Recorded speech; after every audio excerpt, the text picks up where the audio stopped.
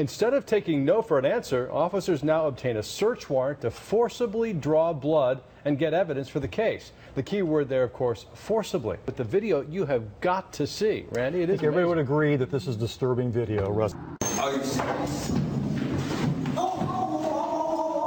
I've never been raped by a rat. This is so unnecessary. No! Excuse me, hold on. I never fought nobody. I didn't never do nothing. What the hell is y'all doing? What they're doing at the Gwinnett County Jail is strapping down suspected drunk drivers to a gurney so a nurse can take their blood. Evidence that can be used against them later in court, even though the suspects refuse to give their consent. What country is this? What country is this? Of invasive procedure into somebody's body is ridiculous for investigating a misdemeanor. Intrusive, certainly. Invasive, you bet. But legal? Yes, say authorities, even though the law supposedly gives you a choice. We all are American citizens, and you guys got me strapped to a table like I'm in Guantanamo Bay. At the Gwinnett County Jail, every forced blood draw begins with strapping down the suspect on a padded table and putting them in a head grasp. Every time, whether they're compliant or complaining. We can't take the chance that you're not going to lose your emotional control during a situation that is so sensitive. And it's not just male DUI suspects. This woman eventually pled no contest. Another is still waiting for her day in court.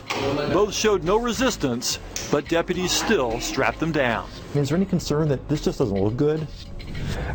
You know, I understand perception, but the reality of that perception is we work in an environment to where experience has shown us that you can play Russian roulette if you want to, but it's going to catch up to you. Told me I'm arrested. They're taking my blood without my consent. Michael Chaworski's only DUI arrest turned into the worst night of his life.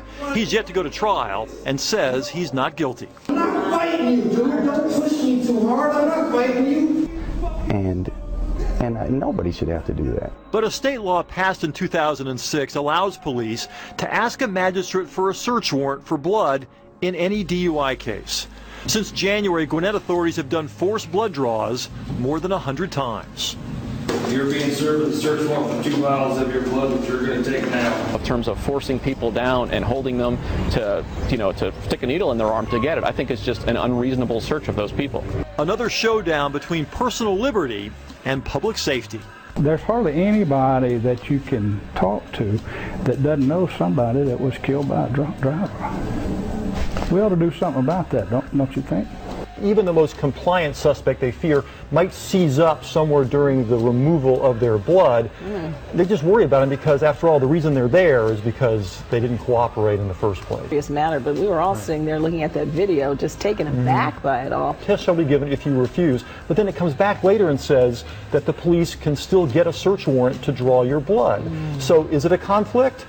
Sounds like it could be. Well, you know, the Fourth Amendment protects us from unreasonable search and seizure. So I guess the question is, what's unreasonable? And honestly, I'm stunned. I did not know that this was legal. I did not know that they could take your blood without your consent. They can take it without your consent as long as they have a search warrant. If they don't have a search warrant, the Supreme Court has said they can't. But these are all forced blood draws with the consent of a judge. All right.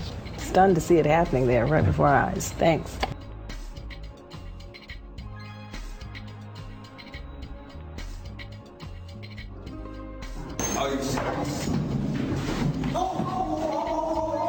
I've never been raped by a rat. This is so unnecessary. What